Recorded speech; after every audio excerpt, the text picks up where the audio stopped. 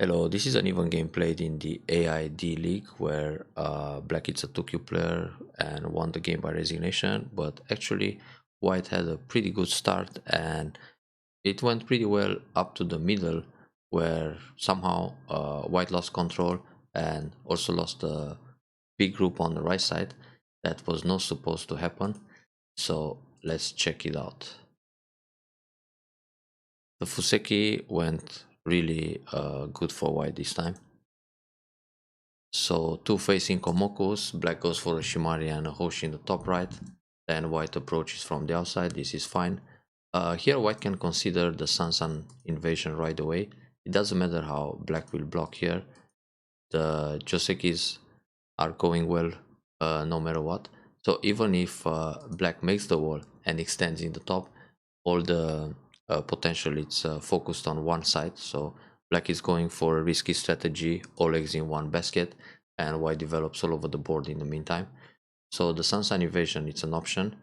Another way for white to continue this Fuseki is to make one of the Shimaris, can be this one or the other one, the two space high Shimari, which is really popular nowadays.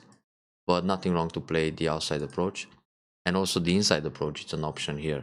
This used to be very popular before AI era. Nowadays all the moves are available for white, like R17, R14 and so on. So this is a choice of or a matter of taste or style, whether to attack on the right or in the top. Black defense calm, white took the Shimari. For white it's okay to extend back to Q10, locally attach R16, or if playing a Shimari, white can think about O3 or O4, the large Shimaris. But okay, the tight one, it's absolutely fine too. So here black attacks the lower left to prevent the second Shimari coming. Well, for black it's interesting to play a pincer like Q10. This is an ideal shape for white next. So when black plays E4, white can ignore completely and go for Q10. This is really ideal for the right side. Now black of course will either attach in the corner or put pressure like this, but it's not a problem. White can Hane, extend to space and then extend again. So white can still fix a shape in a very light way after Tenuki. Anyway, white tries this tight, low and tight pincer, which is fine. Lots of Josekis can happen here and quite complicated. And surprisingly, black played a bump. Usually black simply pulls back, then white extends to space, black will come out g5, back in the day was just Kosumi, then white extends again on the bottom k3 or j4, black is the vital point, then we have this kind of follow-up, all forced, and white extends again. So black gets a group, very thick, and it's already fixed in Sente, and black has time to play the pincer on the right side. This should be a basic Joseki on the left. Now black played the bump, white can either Nobi or play Atari. If white plays Atari and black connects, this shape is terrible for black. It's a empty triangle and quite heavy, and now white extends. But the thing is, black maybe has in mind to sacrifice and go for the outside, so this wouldn't be that bad. I mean, it's a switch in the direction of play, so a very good decision for white to go Nobi, because otherwise we'll allow black go for the Moe on the left side. Then black played the attach.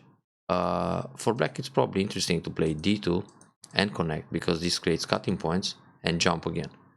Now if white defends the left side, black can think of a pincer. If white defends the bottom side, black can go for the left side with a Kosumi or even Keima. So black decided to play this attach and block. Atari, it's very powerful for white here.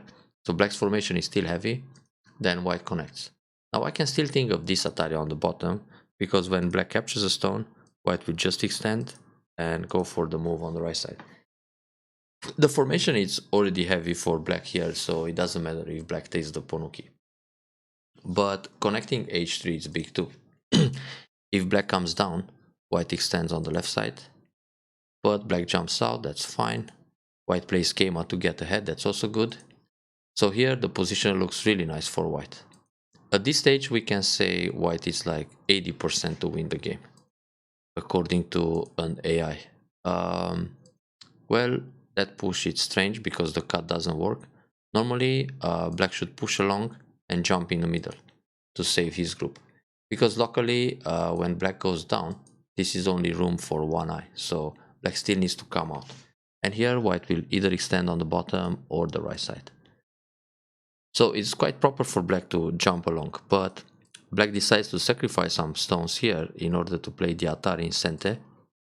But for black it's still more interesting to play a Keima, for example. If white connects, black can leave the position like this and play away. Because the push and cut doesn't work, black has Atari here and capture. Or capture everything. So black played the Atari, but black lost some points on the left side, sacrificing the 2 stones, and white got very strong. And the group is still not completely safe. I mean, the proper move is still a jump in the middle like this, but of course now white will get the big point on the right side. So black got the pincer, and white counter pincers. The counter pincer is fine, but locally this R14 is weak, so white can slide and extend back to R12. This will give a tiny base for white, but also weakens the Q10 stone. So when black extends towards the Shimari, white can slide and there is no base for that black stone. If black plays a kick, just no B, and then extends to the right, white can still jump in and remove the base. And if black simply jumps in the middle, white's formation is already strong enough, and white can play in the top, for example. So usually when you have a weak stone on the board, you can defend it right away, but playing the pincer, it's in a way a bit more sophisticated. Like you expand the right side where the Shimari is strong and then hope for the best for this R14. So if black plays a pincer here, then attach and fix it in the corner. But black played the kick. Now white has to go out, which is a slightly heavy. Then black plays an attach to separate the right stone from the top right group. Now this attach shows some fighting spirit, but black should just take away the base. Then white has to jump along. When black plays this attach, white can consider the wedge. This is the case to play the wedge, because after Atari connect, black needs to connect and white can slide. Well, white can also play Atari here. The Ponuki, it's quite big, and then slide to connect the stones. And black's group in the middle is still kind of floating, so black needs to jump again. Of course, when white plays the wedge, black can Atari under and connect, but in this case, white just builds more on the bottom side. And then here white can treat those stones lightly on the right side because they still have RG in the corner, but in the meantime, build a huge box on the bottom. So very good to consider the wedge at Q9. Han is natural too, then no B. Black of course will block because he wants the 2 stones. But here, it's a bit late to play this one space jump. So for white, in order to go out, it's better to play a 2 space jump and run into the middle faster. If black takes the 1 point jump to remove the base, white is already out. So nothing to worry about. This group escaped.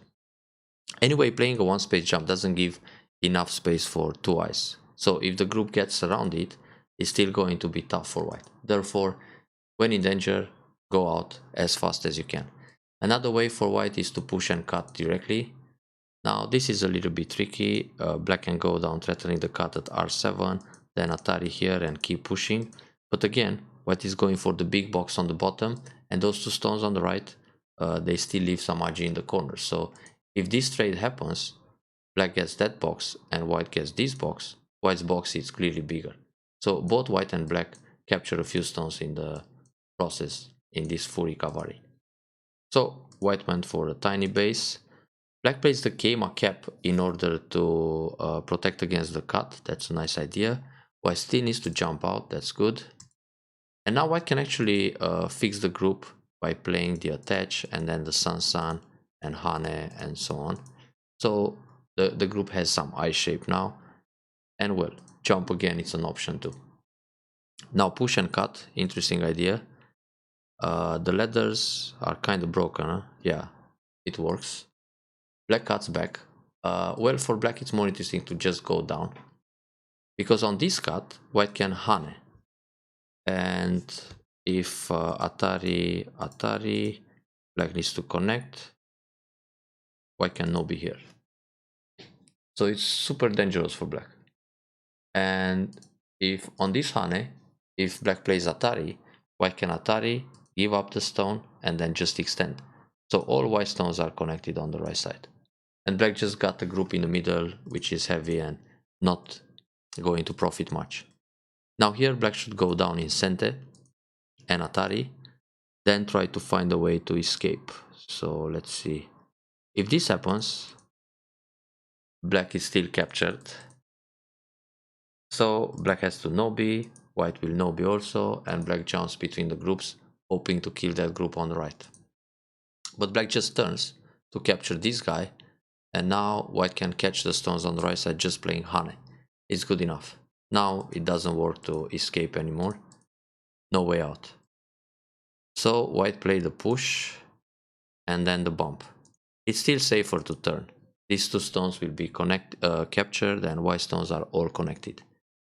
Anyway, this works too. So black is captured. Black goes down to expand the liberties. It doesn't help much. Here black can play Hane, then Atari, then a hanging connection to stay connected. But now white connects solidly instead of playing an attach. This attach is better because it will separate the groups in the middle and the stones on the side are still dead. So even in this position, we can say white has a much more successful opening. So this should be an easy win for white. But things will change pretty soon. This attach doesn't do much. The cut is also small. White should Atari and push along a couple of times and then extend on the bottom. If black doesn't answer all these pushes and tries to reduce the territory on the bottom, white is happy to play all those Ataris and then connect. Because black is really small and still dangerous for this black group when white captures a d3. So the Atari from behind and push would be good in this case. With this move, maybe white is looking to come out from the ladder. So it's not bad either. Yeah, black defense. Then still Atari here once. And push once. Then leave it like this and invade the top. So white is looking really good. This extension is good on the left side to expand that potential. Yeah, we got a block here. Black's jump here is small. Black can push along and leave the position like this. White will not come out from that stone. And at least play Keima to grab more territory in the middle. This was slack. That's fine, reduces some points. The block is good. Here white can play Atari. If black Atari like this, white captures a stone, black will push through, cut, Atari, and catch two stones back. So it's absolutely fine to trade like that. And if Atari here, just take the stone. Anyway, nice to catch the bottom. Then black connects. White can push like this, threatening the Atari. So when cut, Atari like this, Atari again, Atari one more time, and sacrifice two stones in the corner. It's not a big deal to keep Sente. This way, black hits Sente. Black went down. There is no connection possible on the right side. We will see that in a moment. This push can be played later. So right now, white should think about ways to invade the top. For example, this move. If black double up, then attach. If black goes down, simply jump out. If black plays some Hane, up or down, then crosscut, Atari, Atari again, and then jump out. So that's a way to create sabak in the top. Now if black attacks from the top left, just attach, Hane, and make some I shape in the top. So it's very good to break that top side. Well, playing this push it's center, but it can wait, and if black plays it, it's not such a big deal. And in fact, black can also ignore it. Let's say black plays an attach here, then all these moves to expand the top side, and something like this. So when white Atari, go out. When Atari, block. Oh, this can be a problem. Okay. Yeah, it's not such a big catch for white on the bottom compared to what black can build in the top. But yeah, for white it's kind of centered to push here at qr5, sorry. But this can wait. It's much more interesting to play it as a quadrat. The Keima can be cut, so it's more interesting to play a one space jump, especially in a favorable position. But why should still think about moves like attach or invade h17? H17 has three ways to continue. One is to jump in the middle, the other one is slide or attach in order to make a base, or jump to the left or attach. So actually these are the three ways to continue that invasion. Therefore, it's a very profitable move because it's difficult for black to do anything about that. So playing here, black can just protect the top and then think about the cut at the waist, like this. Now if white comes out, black can extend and fight. If white tries the ladder, that's broken, so black can come out. Well, black cuts in a different way. It's also possible, but white can resist this way, threatening to attach and crosscut. So black needs to play this move, then no B, black has to play here, jump, no B, jump again. Much easier for white to fix the group. I mean, create a sabaki. If black comes here, for example, trying to surround everything on a large scale, white has this attach and Atari, and there's no way out. Black will lose the target. So white extends, that's also an option. Black extends too. No B, push. But for white it's more interesting to save the top stones, so white should invade the top. If black hane here, white can pull back and then connect. So it's okay to accept a tiny reduction on the left side in order to save the top. Playing no B here, this gives a few extra points on the left side where white is strong anyway, but in the meantime leaves the two stones under attack in the top. Now black tried a desperate way to escape, and he managed because white made a mistake here. White should play s13, then if black keeps pushing to connect with this monkey jump, white cuts to sacrifice one stone, then Atari from behind, Atari again, and connect. So this way the stones are still captured and white keeps everything connected. So this is where black was a little bit lucky. Actually, even this t13 move should work. So black plays Atari. White can Atari from behind. And here, when black captures a stone, white will just pull back and connect. And if black goes up, white can still pull back, because if black wants to cut, this is self Atari, white just captures everything. But the easy way, it's this, all forced. So if black tries to use the monkey jump the other way with t13, white can play the attach, then when Atari from behind and connect. Now if black connects here, just push and it's only one eye, so black dies in gote. It's easy to break that connection, because this monkey jump is quite far from the dead stones. So somehow black luckily escape. I think white here hope that black will capture stone, then Atari, then on this Atari, Atari from behind, and Atari from behind again, and capture the stones. But black had an easy way, just connect T11, then push, connect, and black was out. So this is where the tables are turned, because now white has to run with this group, and in the end it just died. So there is only one eye for now. White could leave actually by playing Atari here and then make two eyes, but it's still painful because first of all black saved those stones which were not supposed to be saved, and then black can build a big box in the top. So now even if white escapes, the game becomes better for black. Now white desperately tries to break the top, but the group on the right is not alive, and the one in the top barely survive, I think. Let's see. Oh, how is the situation here? One Atari might help. Then a cut here would be interesting too,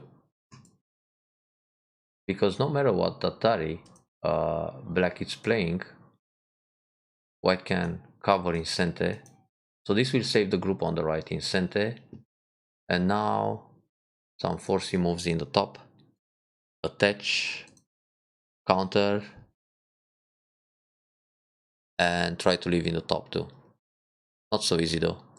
Maybe gotta sacrifice a few stones and leave only with the tail.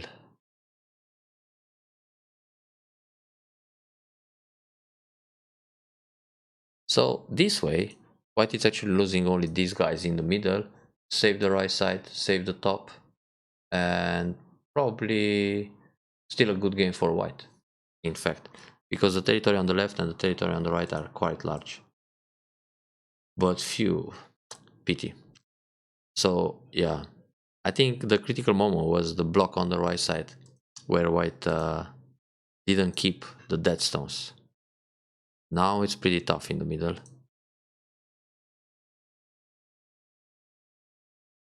No eyes yet, but white manage. It's actually okay to push first, cut, descend, descend again, Atari, Atari like this, and if black connects, just turn. So black needs to capture the two stones. White is already alive. White doesn't even need to take this guy, because white can leave by playing Kosumi or Keima in the top anyway. So Atari here, save those stones, that's good. Yeah, it's a pity white didn't push, but now it's alive. So the problem is leaving on the right.